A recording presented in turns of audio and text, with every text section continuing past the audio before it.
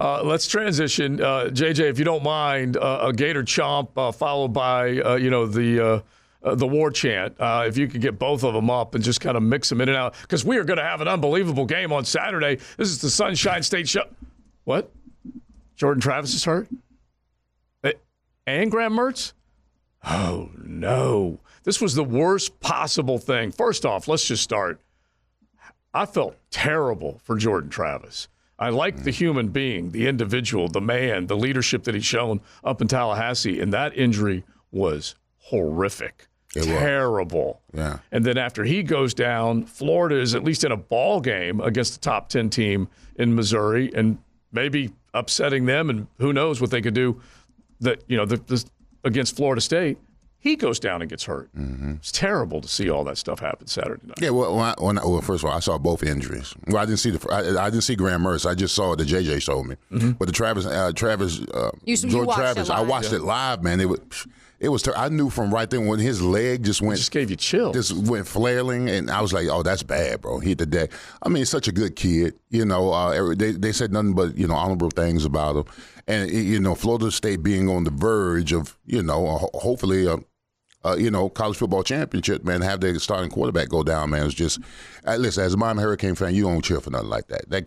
I felt bad for the kid. Absolutely felt bad for the kid. That's the key, though. You're saying they're on the verge. Yeah. Well, the playoff can actually keep them out even if they're unbeaten because of that. Their rules stipulate that they will look at injuries when evaluating teams. Mm-hmm. It's simple as that. They could literally be 13-0. They could beat Florida, then beat Louisville, be 13-0, and the playoff could think, yeah, they're not one of the four best teams. Remember, it's the four best teams. It's not the four best conference champions. It's the four best teams. So they could easily just say, we don't think Florida State with Tate Rodemaker, who, by the way, played pretty well in that game against North Alabama. We don't think they're the same team against North Alabama. Look, I get it. I get it, okay? I get it. That whole team played well, I really should say, because after they just lost the guy that right. I mean, that's their dude. And they were on the ground with his ankle at a different angle. He was still in the hospital, by the way. 48 hours later. They were down 13-0 at that point, too. So, I have all kind of respect for what they did, how they finished that game out, how Tate Rodemaker played. I think they're going to go into Gainesville and win. I think Tate Rodemaker is going to play really well. Then you have a decision. Then if they go and beat number 9 Louisville probably number 9 this week, then what do you do? Are you really going to keep them out? Well, Washington winning was a huge piece of this. Right, but my point is, and then we're going to go back to this. No Power 5 conference champion has ever been left out of the playoff, ever, in the history of the playoff.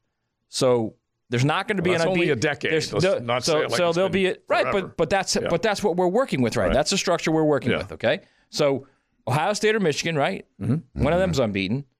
Let's say Georgia wins. That's an unbeaten. Washington wins. That's an unbeaten. And then Florida State wins. That's an unbeaten.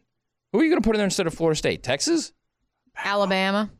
2-loss Alabama? Oregon? No, what Alabama loses by 2-loss. That'll be 2-loss Oregon again. What are you going to do? You're going to put 1-loss Ohio State in there instead of Florida State? The controversy would be if Bama beats Georgia. Of course Washington loses in a close one to Oregon. Of course it would. But then you know what? Before we get ahead of ourselves, Louisville is a pretty damn good team. Of course they are. It's going to be a tough one. I'm not saying Florida State's going to win out. They could lose in Gainesville. Of course. Right. Okay, so I just think that if they win out, it's going to be... Wait till Billy gets a hold of that game. You're right. It's going to be very difficult to tell them no.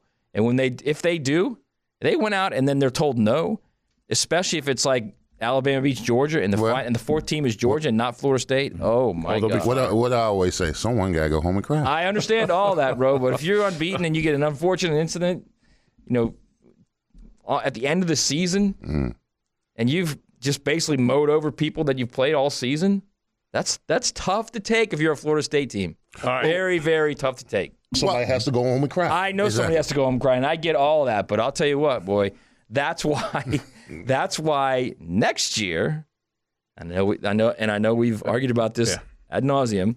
That's why 12 will be just a breath of fresh air. Well, we can look forward to that. Let's stay on right now because it's a short work week. This much I do know is that 4th and 17, there wasn't like these huge high stakes for the Florida Gators, okay? Other than trying to actually get to a bowl game.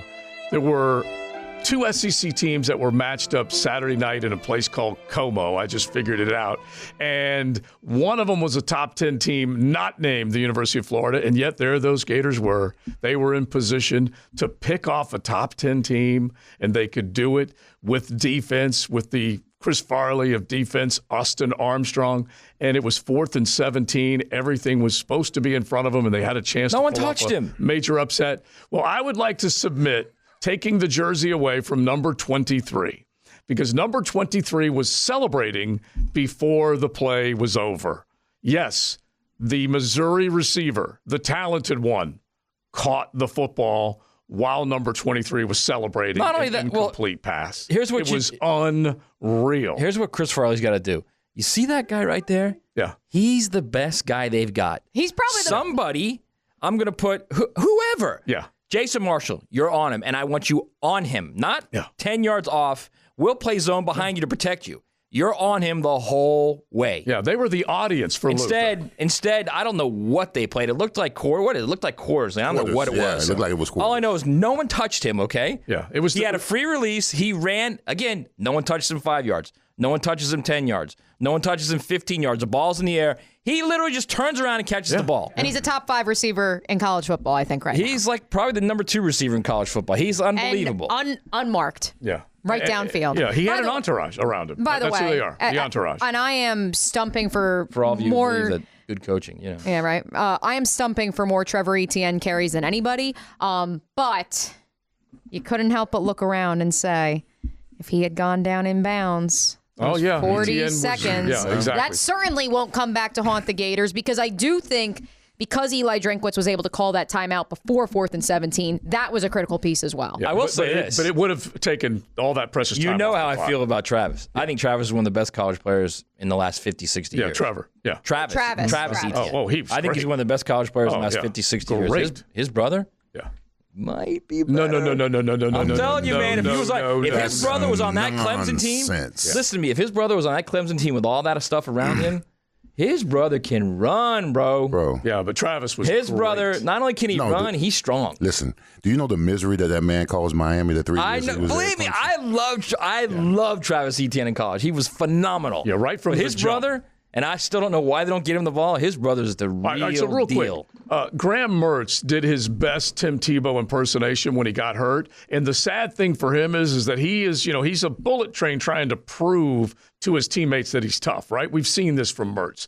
And he took 2 collisions. In other words, 2 Tigers hit him on both shoulder pads twice on the same play. He got killed, got through it, and then got killed again. Do we even know which one he broke his collarbone? We don't. It's his non-throwing shoulder, because I was trying to do the math myself. Like when I was told it was his non-throwing shoulder. Yeah, because he had that sleeve on under the jacket. Right, because I thought it's impossible to know. I thought the guy on the right side hit him harder, but maybe it was the angle. He played in a couple plays afterwards, right? Yeah, and then he handed the ball off and was like in pain just handing the ball off. Yeah, they had him in street clothes in like 10 minutes. Yeah, it was the fastest I've ever seen a guy back on the sideline. Yeah, he started to look like he was going to faint. They said, we're just going to come over here, Graham. Okay, quickly, we do have to break, but the backup, I loved him. Max Brown.